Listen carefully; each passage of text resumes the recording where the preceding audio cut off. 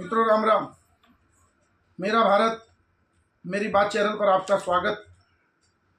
आज के इस अंक में हम बात करेंगे हरियाणा विधानसभा का जो चुनाव है 2024 अक्टूबर में, उसको लेकर कि इस चुनाव में क्या स्थिति रहेगी, क्योंकि 2024 लोकसभा चुनाव में 5 सीट कांग्रेस और 5 सीट भाजपा को मिली, यानी कि बराबर की टक्कर। 43 सीट पर कांग्रेस और 44 सीट पर भाजपा ने बढ़त बनाई और 3 सीट पर आम आदमी पार्टी का गठबंधन था कांग्रेस के साथ। पिछले अंक में भी हमने बात की थी। अब आम आदमी पार्टी भी अलग चुनाव लड़ रही है। तो आज हम बात करेंगे कांग्रेस के जो कद्दावर नेता है, 10 साल मुख्यमंत्री रहे भूपेंद्र सिंह हुड्डा, और अब भी इस चुनाव में वही चेहरा रहने वाले हैं। क्या वो बाजी पलटेंगे? क्योंकि कांग्रेस में जो सबसे बड़ी बात है कि कई धड़े हैं कांग्रेस में और हाईकमान भी अपने हिसाब से चलता है, लेकिन भूपेंद्र सिंह हुड्डा जो है आज के दिन और पिछले 2019 का चुनाव आया था तब भी भूपेंद्र सिंह हुड्डा ही हरियाणा में कांग्रेस है। भूपेंद्र सिंह हुड्डा के बिना कांग्रेस का कोई अस्तित्व हरियाणा में नहीं है।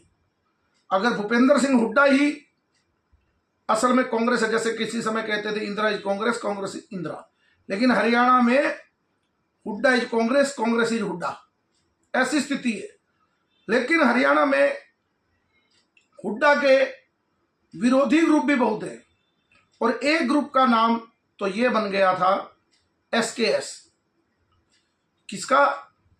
रणदीप सुरजेवाला, S.से सुरजेवाला, किरण चौधरी कैसे और S.से शैलजा, और उसमें एक नाम और जुड़ा उसके बाद वीरेंद्र सिंह का, जो कि किसी समय कांग्रेस के बड़े कद्दावर नेता थे। फिर वो भाजपा में चले गए और भाजपा ने उनको बहुत कुछ दिया।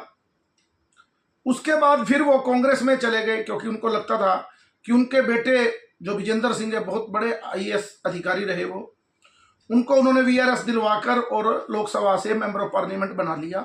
उनको इस बार लग रहा था कि टिकट कट जाएगी उनके बेटे की, तो वो कांग्रेस में चले गए और वहां पर भी उनको टिकट नहीं मिली।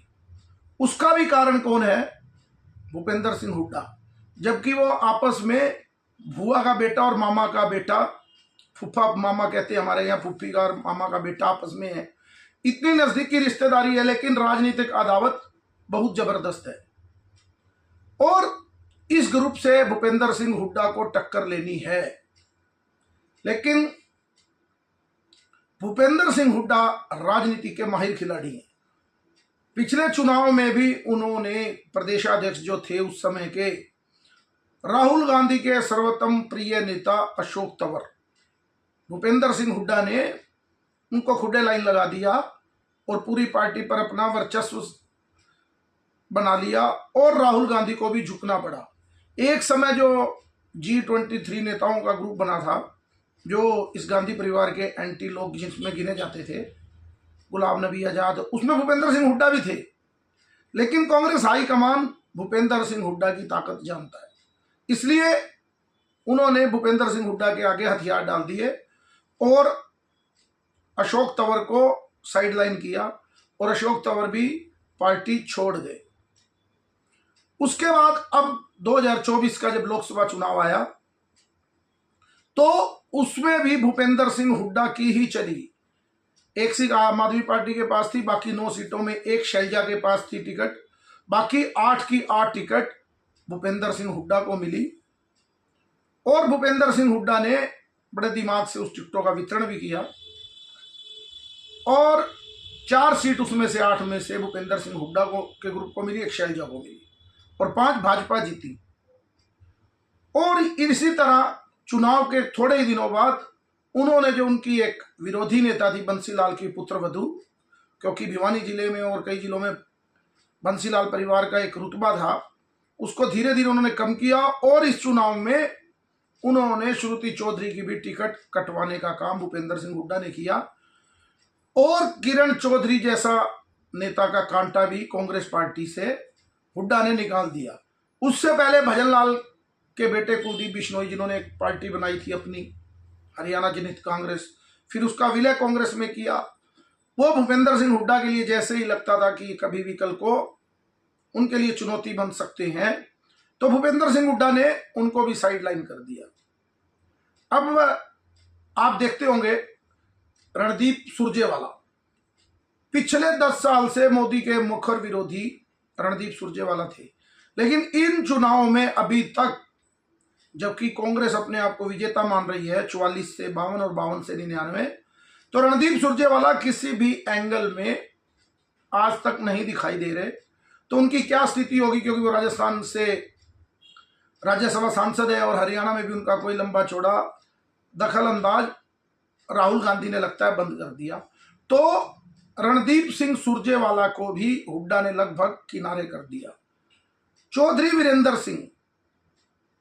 वीरेंद्र सिंह अपने आप को कद्दावर समझते हैं, है नहीं, बिना हुड्डा के वो एमएलए भी नहीं बन सकते, तो वो हुड्डा से तो लड़ाई क्या ही लड़ेंगे।